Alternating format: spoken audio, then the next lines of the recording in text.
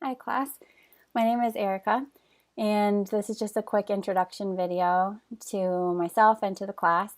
This is the first time that SUNY Canton is offering yoga as a 1-credit course, and it's an online course which I'm excited about because I'm going to be supplying you with some PowerPoint presentations with some more kind of academic information about the practice of yoga. What is yoga, why we practice, and the benefits of yoga, both the traditionally described benefits and also benefits of yoga that have been researched clinically in the West.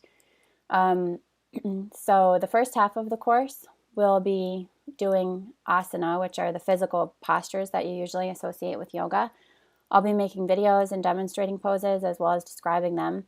And I'll post some PowerPoint slides and information about the poses, specifically what benefits you can get from them and also what contraindications there may be, meaning certain poses shouldn't be done if you have certain conditions or certain injuries. So I'll go over that if necessary, as necessary. I'll also supply some variations for certain poses.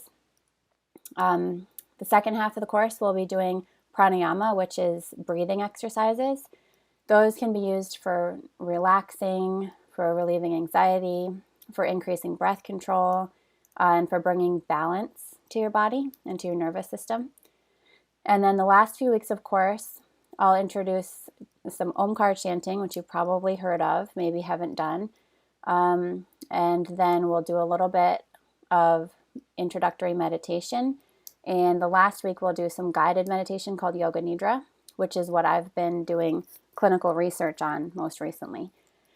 So I guess, and then, for your work in the class, you will be following the videos as though you're at a yoga class, but then also answering some very simple and brief quizzes just to show that you comprehended what was going on, and then sending me either a video or a picture of you doing some of the yoga practice. You don't have to record the whole thing, but I would like to see, especially if there's a certain part of the practice or a certain pose that you have questions about, I would love to see you attempt it so that I can give you some guidance. So those will be your responsibilities. And then we also have discussion boards each week. So I encourage you, it's just open, meaning there's no specific topic, but it should be like kind of on the topic of the week. So if you have any insights or questions that could start conversations between yourself and your classmates, that's something you can post on the discussion board. This is a pass-fail class. I've got the breakdown of the grade posted in your syllabus, but basically if you earn a D or more, you pass.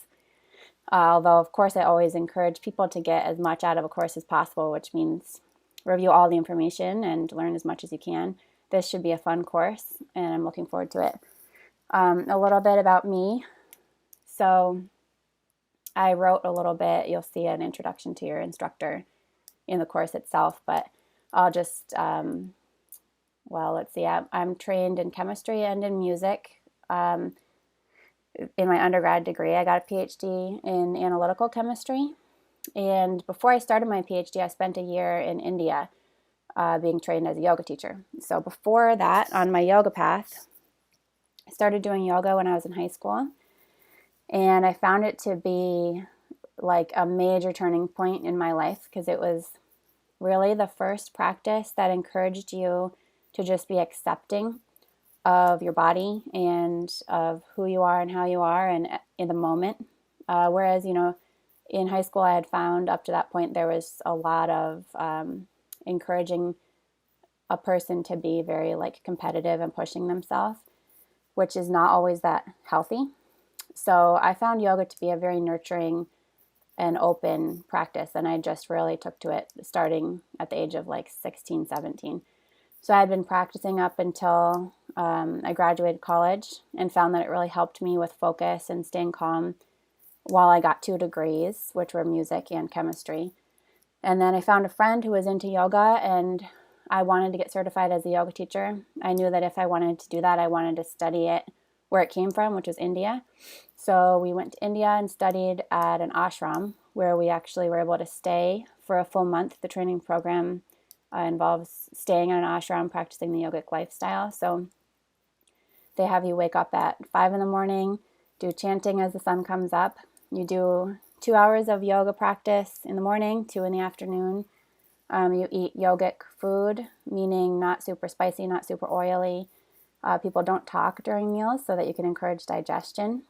And then there was about 2 or 3 hours of lecture a day on yoga. And we practiced yoga nidra, which is a guided meditation done while lying down. We'll do at the end of this class. And heard kind of like parables or yogic stories about the yogic lifestyle and kind of the values that yoga teaches. Those were like our bedtime stories.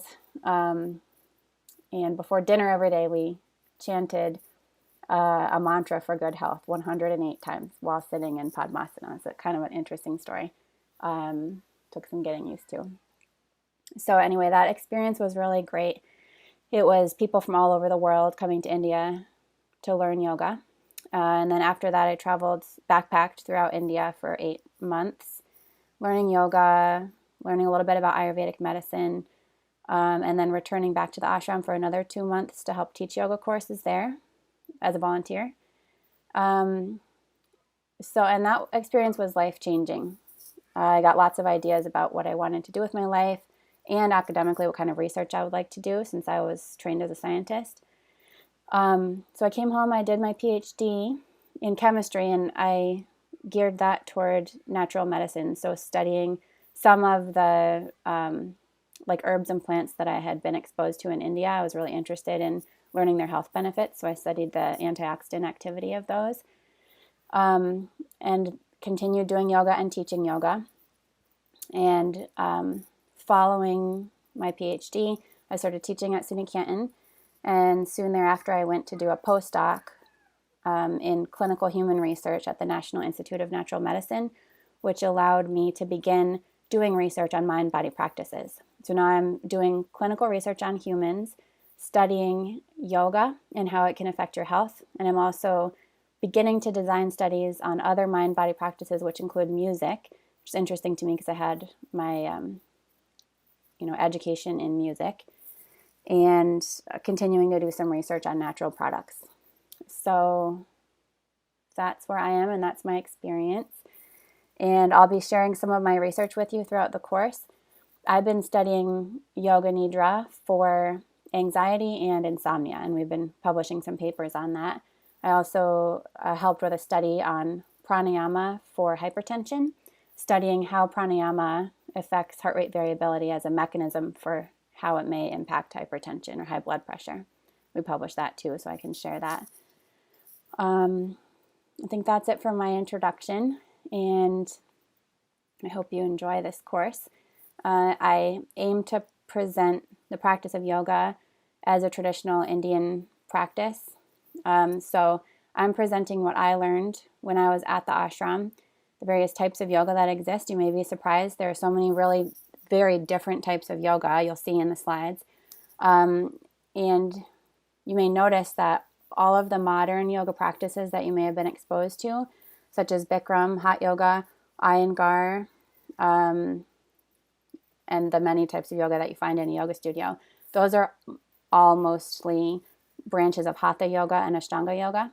So modern adaptations have occurred, but we're studying those plus the very traditional forms of yoga. We're going back to its roots and learning in week 1, where it came from, what it means, and why people practice.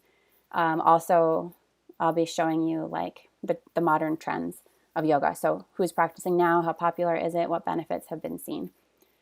And I'll be posting some readings from the many, course materials that I got when I did my training. I'm diving back into those, which is fun and interesting for me. I've got tons of books here. I might be showing, putting up some pages from those. And then I have a link to the Bihar School of Yoga. They've got a whole series of books. You see the 3 stripes on top. They publish books on many different types of yoga and yoga practices. So I put a link in our course page to those. They have a similar look on each book. If anyone's interested in diving into any particular yoga practices, you can get one of those books and read it. I also put links to the original yoga texts translated in English. So, for example, The Bhagavad Gita, you might have heard of, is one of the oldest texts that explains kind of the concept of yoga psychology. So I put a link there in case anyone's interested in that. I think I put a link to the summary of it by the guru of the ashram that I studied at because it's written in Sanskrit and it takes some interpretation to understand. I also put a link to the Yoga Sutras by Patanjali. This is the original description of Ashtanga Yoga, and it describes the 8 limbs of yoga, which we'll be learning about. And then there's the Hatha Yoga Pradipika, which is the original text that describes Hatha Yoga. So I'll put a link to that as well. And then many links, well, as needed, I'll put links to the webpage that the ashram I studied at hosts. They value yoga education, so they have a lot of very good references for you. Okay, that's it.